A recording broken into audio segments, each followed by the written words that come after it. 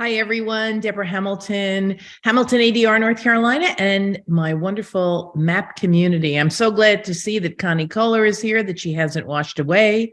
And we here in the Northeast, well, actually in the Middle Atlantic East, are doing pretty well. Our weather is really beautiful. It's nice and warm, cool, so it's very nice.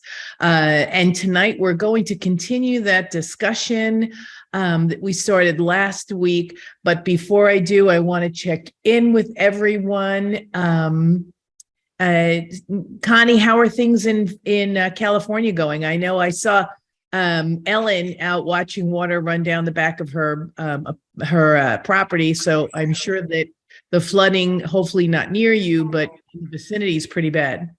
Well, fortunately, I live 267 feet above mean sea level.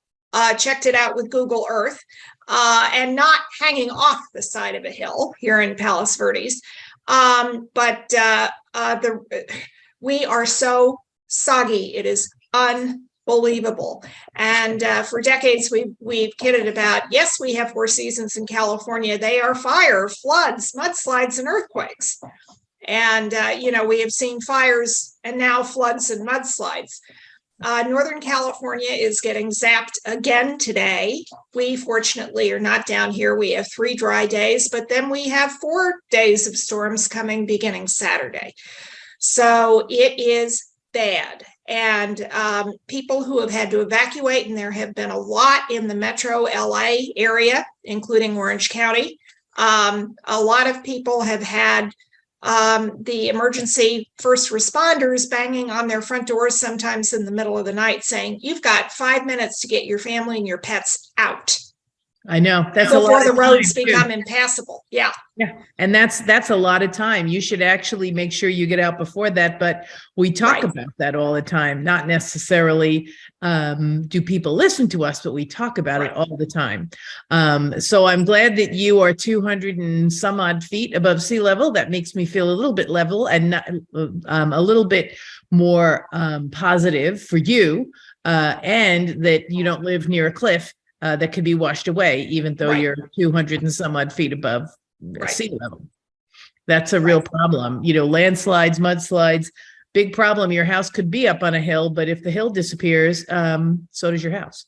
Right. Well, in fact, a friend from a long time ago of doing AKC legislative liaison work here in Southern California, who lives in the Hollywood Hills and has Irish water spaniels, was just about one of the few houses in her area that did not sustain any damage. But there are debris flows and mud flows all around her. Yeah, it's very scary. Well, I'm glad you and the kids are safe. Sally, how's everything going with you? I know the girls have been a bit of a challenge this week, and actually even 5 minutes ago. So it's been a wonderful week for you with those red dogs.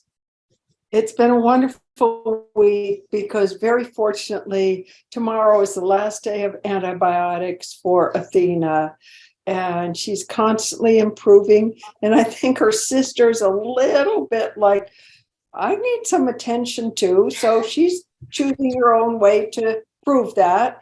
And we were walking today and 4 people asked us, are they twins?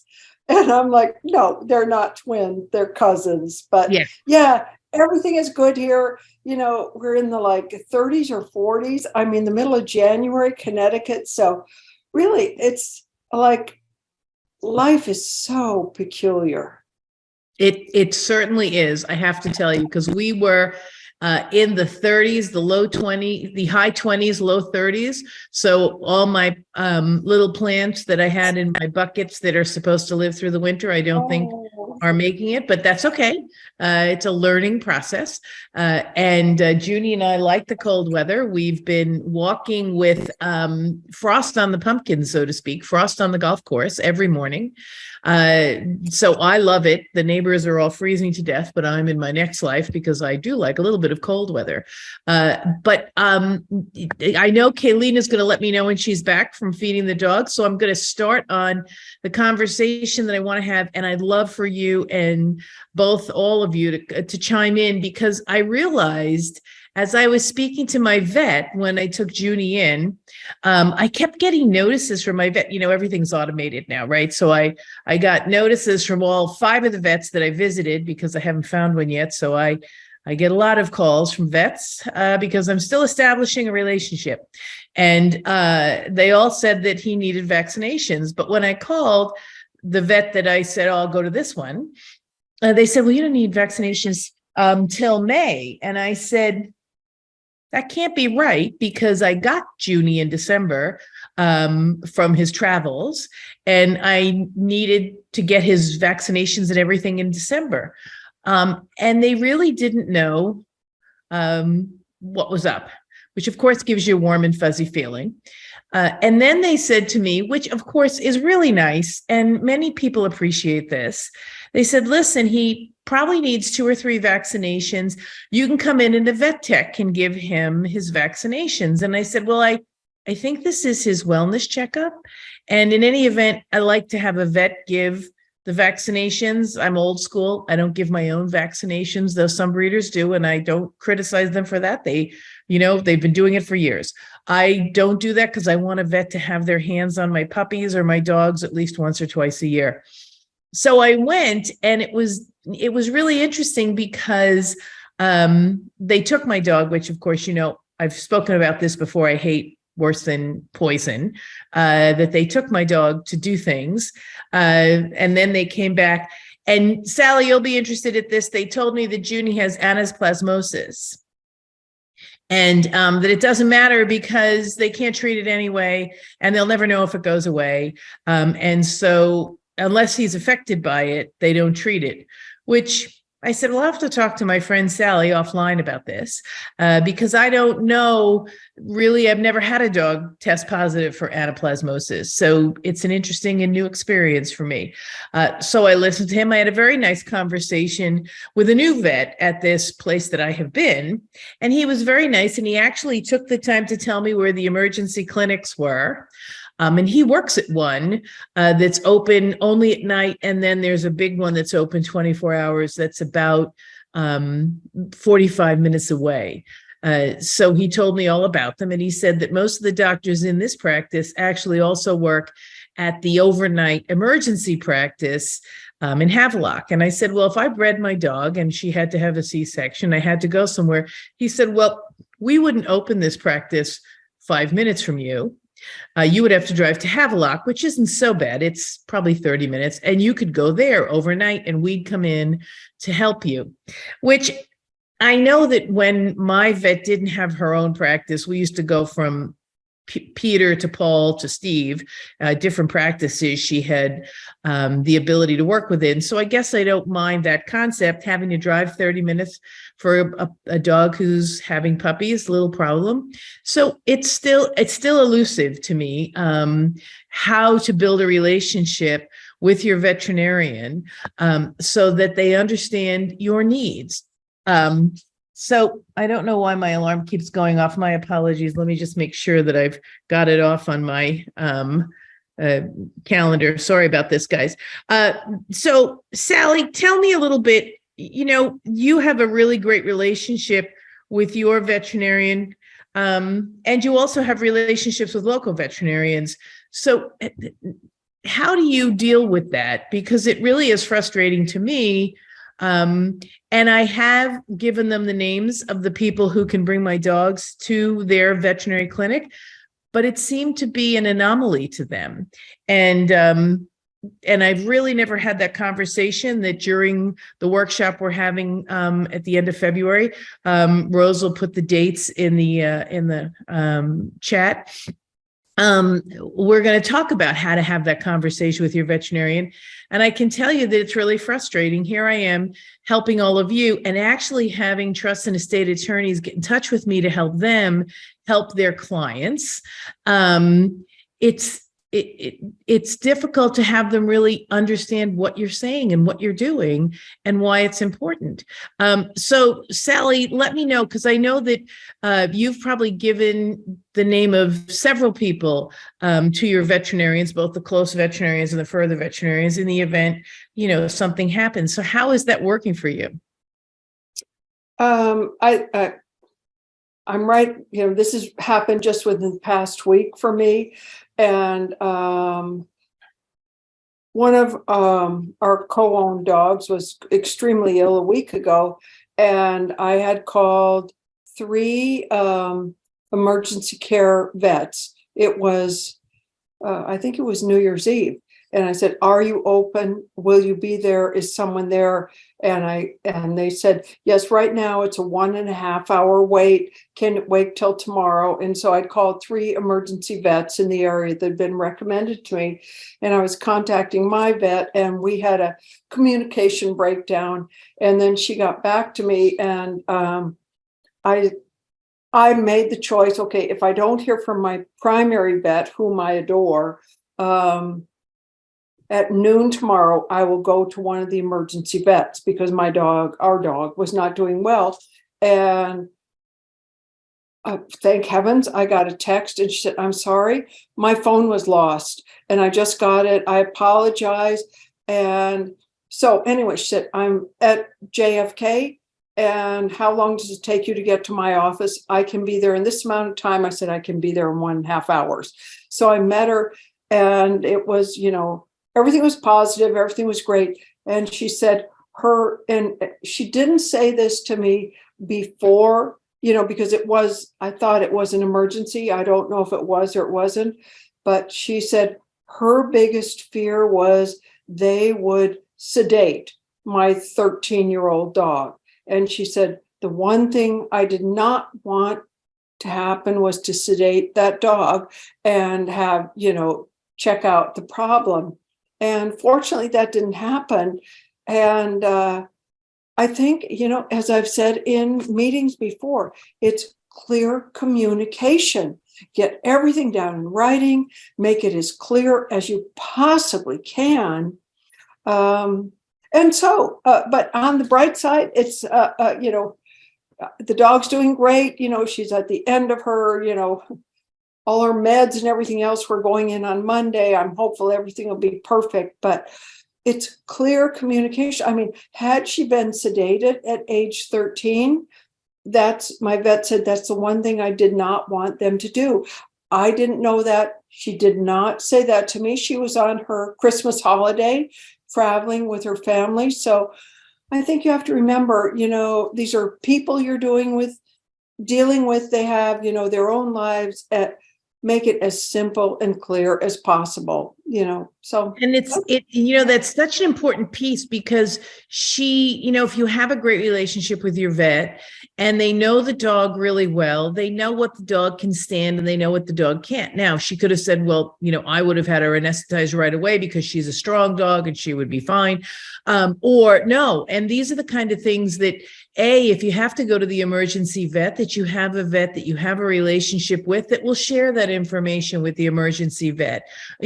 Sometimes they can't get there, but you have to be able to have a relationship with a veterinarian that is really, really close, because it's important to you. It's like your pediatrician with your children, being able to have that conversation, being able to at least have them speak to the person who you might have to go to because it's an emergency and they're not able to see you, is incredibly important.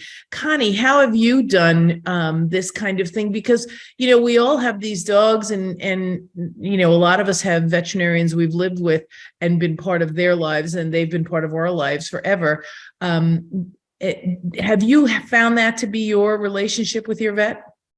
Yes. And actually, pardon me, Deborah, I have 3 sets of vets that I deal with. Of course, my primary care vet, who fortunately is literally right down the hill from me. I am within walking distance. Just, if I have a routine checkup or, something very garden variety, I can walk the dogs down in nice weather.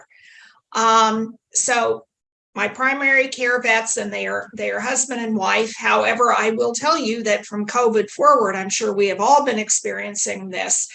The regular staff vets, not the managing partners, have rotated in and out. They come and go with the wind, as have some of the vet techs as well. Most of the core vet techs have been there forever, but the reception desk and some of the younger vet techs have been rotating in because of COVID and whatnot. My second set of vets, my repro vet, since I'm a breeder like you, they, however, unfortunately are an hour away in Pasadena. And there have been times when I have really been screaming up the freeway with a friend in the car watching my very pregnant bitch who needed a C-section in the back to make sure she doesn't, start to go into real heavy duty labor. While I'm blasting up the freeway to get to my repro vets. So there are very few repro vets in the metro LA area, unfortunately. In the whole country. The whole country, less than a handful here. And, so everybody would be far away from me. And the third set is a combination of a large specialty practice whom my primary care vets referred me to, but they also are 24/7 ER, which is terrific. And they're about 35, 40 minutes away from me down south of me in Orange County. So I have dealt with all of them for years, and the communication is all wonderful.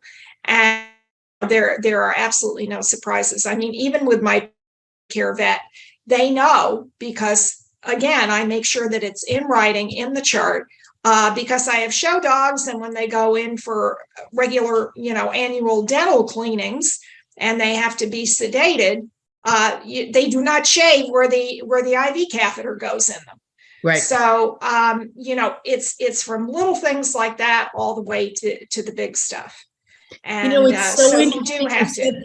You said that because, it's we have to be proactive, and we have to be proactive in a way that accentuates our desire to work as a partner. And some vets are really ready, willing, and able to do that. This vet the other day was wonderful. He has no reproductive experience whatsoever. He doesn't do C-sections.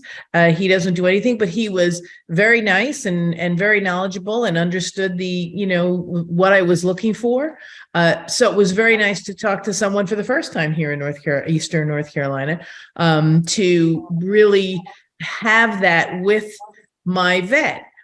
Because like I said, the P of MAAP is publish your plan. Well, your vet is the person, one of the most important people to publish your plan with, because they should know where you want your dogs to go. They should know all of this, because they're the ones who know your dogs almost as well as you do. Because if you have a good working relationship with your vet, like Sally's vet said, who's been Athena's vet since the day she was born, she's 13. Let's see if we can do this examination and everything without anesthesia, because a 13-year-old anesthesia, never a good combination. Kaylina, how about you? How's your relationship with your veterinarians? Thankfully, it's good. When I first got my newest 10-year-old dog, we were using the old vet that my family had used for years.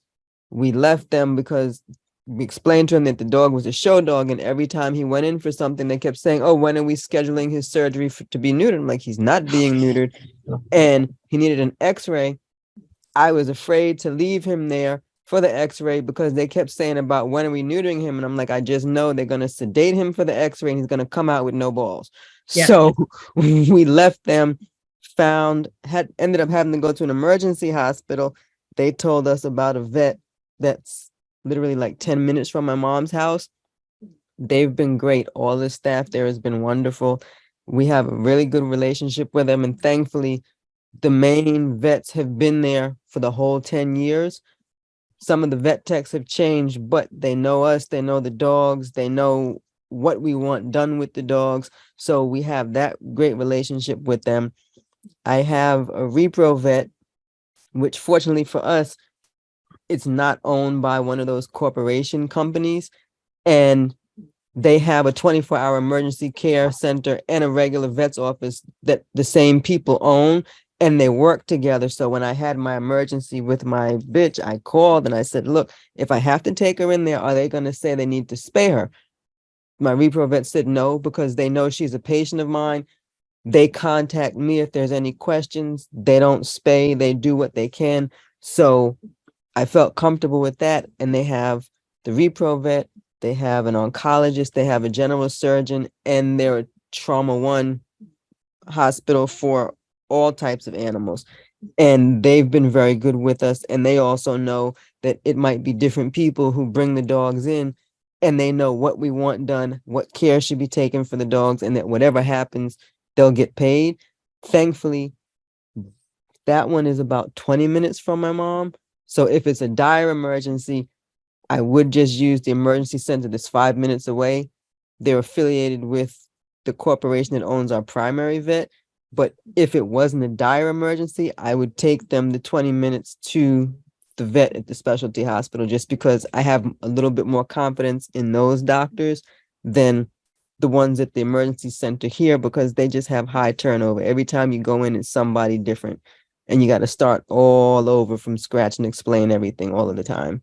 And that's so unnerving, especially if you're in an emergency situation, right? To have to Yes. give the history of the dog and have them understand and hope that they're listening to you, that, you know, the last time I remember when I had my puppy's teeth clipped, one of the puppies took 24 hours to wake up. And Oh my I God. was maniacal. And when I sold him for nothing, because I said, well, he's really sensitive to anesthesia. So I really can't guarantee that if he ever needs surgery, he won't have a bad outcome. So I'm going to, you know, sell this dog for $1 and he can come back anytime.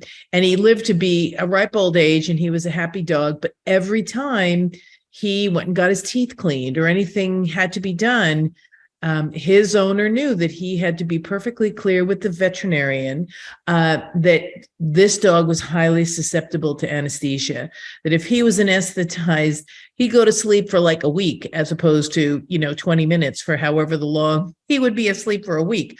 So it really is important that you talk to your veterinarians, that they know what your plans are, that they know what you want to do with your dogs. Because quite frankly, the MAAP plan is only as good as the people who know it exists, who have had a conversation with you to know what it is you want to have done with your dogs who are alive, your dogs in your mind, if you have frozen semen, you know, the ones that might come down the pike.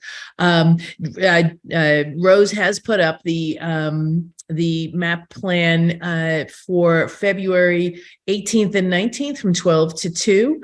I know that Connie and Sally would love for you guys to come. Kaylina would love for you to come because it really takes on a different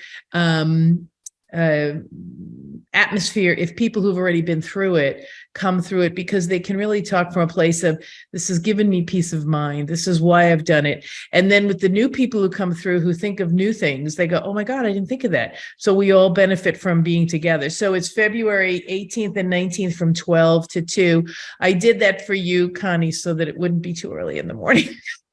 I wasn't going to do it from like 10 to 12. And then Connie would say, well, I'll be sleeping with my dogs, probably walking my dogs. You have your hand up, Connie, though, so I want to recognize that.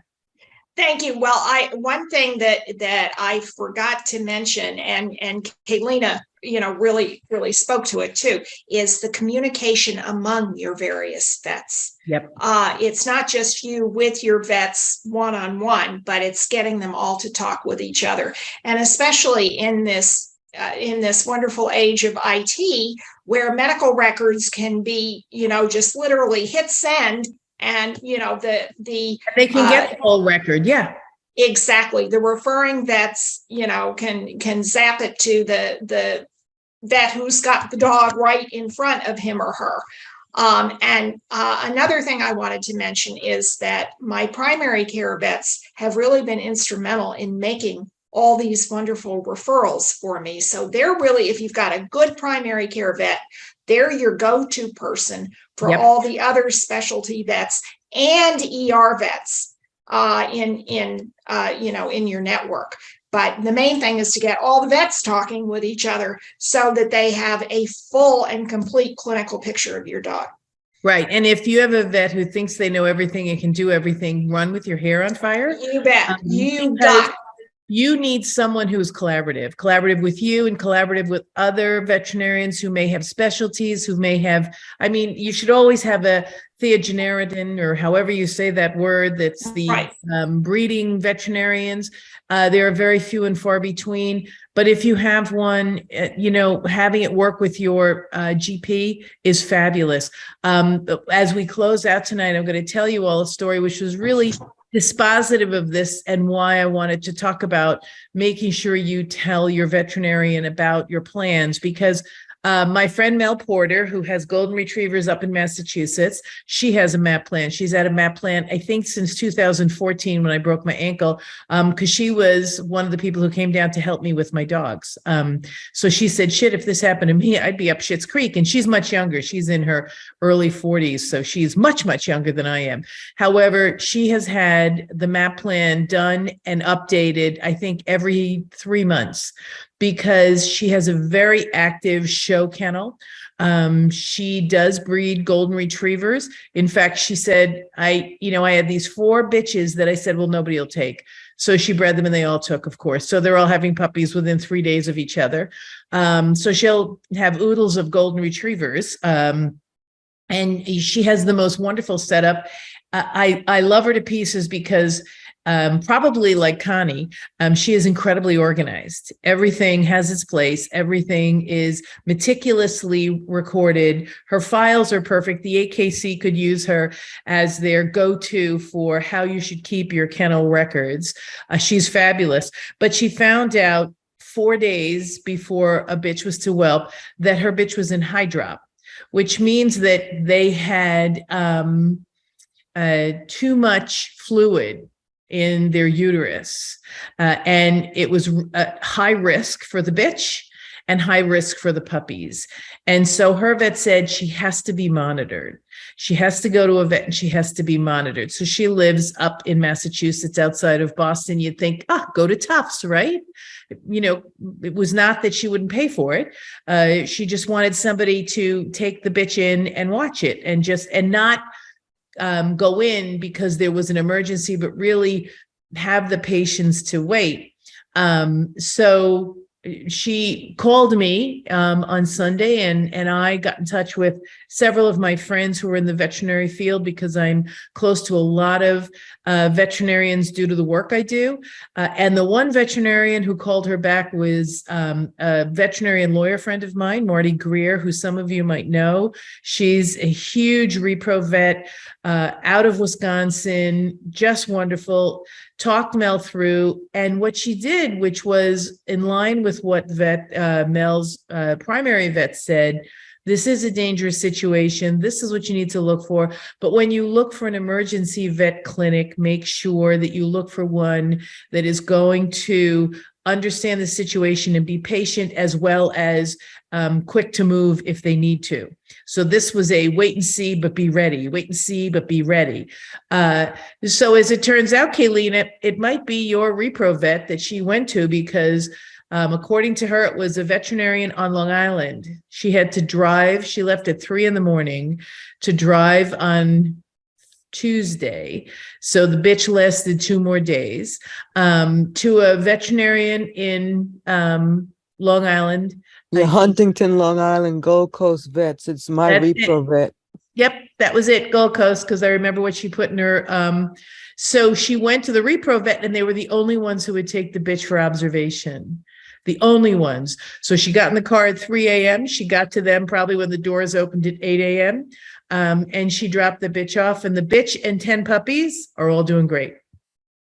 But I have to say, it was a village, because she called and asked on Facebook everyone who could help her, because she wanted to save the litter. She wanted to, but not in this order. She wanted to save the bitch, because anyone who's ever spoken to a breeder of merit, it's about the bitch. We would love the puppies. We love puppies. Puppies and puppy breath make us so incredibly happy.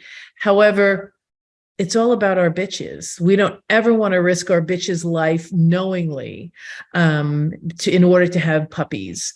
We want to put the bitch's life first. I know when I bred Roxy at age 8, 1-800 mother, she was such a young 8, and the repro vet said I wouldn't have any problems breeding her.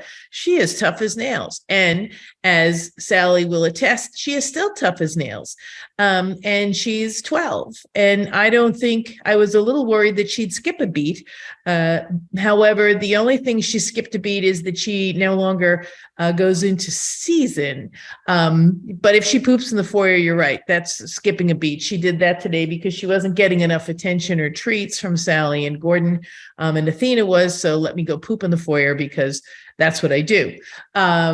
It is really important that your vets know your dogs, that your vets are willing to work with you.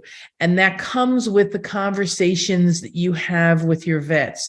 So when I say publish your MAAP plan, which is the most important piece. We talk about making the plan and addressing the needs of your pets and, finding people to care for them, appointing your caregivers. All of that is well and good. However, if you don't have a conversation with your attorney, which I'm working with so many attorneys now. In fact, my MAAP plan was just given by a colleague of mine to a bunch of trust and estate attorneys as part of her program. And we're hoping to expand that to other trust and estate programs. And your veterinarian, because they are the ones who are going to need to understand what you want done with your pets if something were to happen, and who you wanted your pets to go to.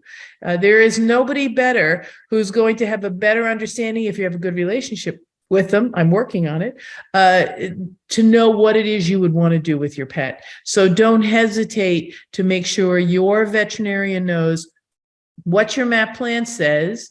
They should, maybe have a copy of it, at least as far as the names of people to call in the event, or the names of people who might be bringing your dogs to the vet. These are really important things. So as we wrap up, I'd love the last thought you have, Kayleen, about what's most important about having a good relationship with your vets. What's most important with having a good relationship with your vet is couple of things that all tie together. They listen to you and they hear what you're saying. They know you, they know your dogs. And if they can treat your dogs the way they would treat theirs, you kind of have a little bit better feeling knowing that if something happens and somebody else has to bring your dogs in, or your dogs get taken to your vet, that they will follow the care that you've always been giving them and continue to do what you would want done with your dogs. Absolutely. Thank you, Kayleen. Connie? Again, I think it's the long-term, very trusted relationship that you have with your vet. And I think for me, the most important thing was just what I said the last time, is that in your network of vets, that you have, a stream of referrals, and that they all talk with each other, they all know each other, and they all are collaborative and do lots of medical record sharing and consulting with each other on the phone, which mine do. Yep, that is absolutely key. Having a collaborative group work with you and listen to you as well as you listen to them. And there's that level of trust, right? There's that level of trust that has to be there in order for you to make the decisions you're going to make. There has to be a level of trust there. Sally? Well, I agree with both of them. And I had one dog several years ago, and I was with the local vet, and I said, I'm going to go to my primary vet. And she said, I don't know if she's going to make it. And I said, well, give me all the information you can, forward everything you can to my primary vet. My primary vet is, well, by the time I load the dogs in the car and into their hammock and then drive, an hour and a half.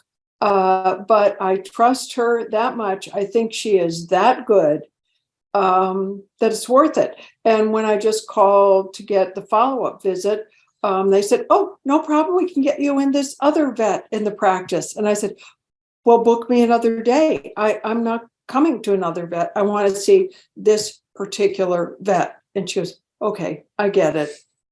So I agree. It's clear communication between the vets and just all the, problems or whatever your dog has, everything, just spell it out. And it changes constantly, as do the people who are taking care of your dogs. If there's an emergency, spell out everything. If there's an emergency, go to A, B, C. Just communicate. Absolutely. This has, of course, been one of the better conversations we've had because it's so important for us to understand how important that conversation and that relationship is with your vet, whether you're a breeder or just an owner, because that trust, that competence, that collaboration makes it peace of mind, has peace of mind for everyone that, when you're in the throes of an emergency, when the chips are down, these people are going to have your back. And I think that was what is most important here. I'm so glad in the chat that Kaylina knows Mel and that Kaylina knows that it was Mel who went to Gold Coast. We're a village and we're going to help each other. And I think Mel would have driven out to Marty Greer in Wisconsin if the vet in Long Island hadn't taken her bitch. But we all need to understand that veterinarians have a hard job to do, maintaining proper decorum when we speak, when we're emotional is difficult to do, but I work with all sorts of pet owners to try to have them have go-to questions and curious questions rather than accusatory questions, because it really does make a big difference when you're in the throes and emotion is ruling the day, to have the ability to speak to your vet in a way and have them know who you are, versus walking into an emergency vet where they really don't know who you are and don't know. I'll never forget when Quincy was in bloat and I walked in and told the vet that she was in bloat, and he goes, and where's your vet degree? And I said, well, I know I don't have a vet degree. However, I'm an Irish setter breeder. I'm very aware of all the symptoms of bloat, and I would guarantee you that this dog is in bloat. So I need you to see if you can pass a tube, and if you can't, we need to go to the next step. And he said, well, I don't have anybody here to do that. And I said, I'm here. He goes, well, you're emotional. And I said, I am like a rock when it comes to helping my dogs. I said, I don't melt. I don't get squeamish. I've seen all sorts of body parts in and out of the body to help Ren when I'm having C-sections and things. So there is nothing in this world that I will not do to keep my dogs alive and safe. And so we did. We saved Quincy and she was fine. But sure enough, she was in bloat, presenting in a way that was a little different than what everybody said she would.